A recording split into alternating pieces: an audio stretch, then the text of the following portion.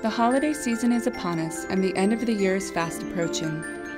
Looking back on 2012, there's much for which Fentress Architects is thankful.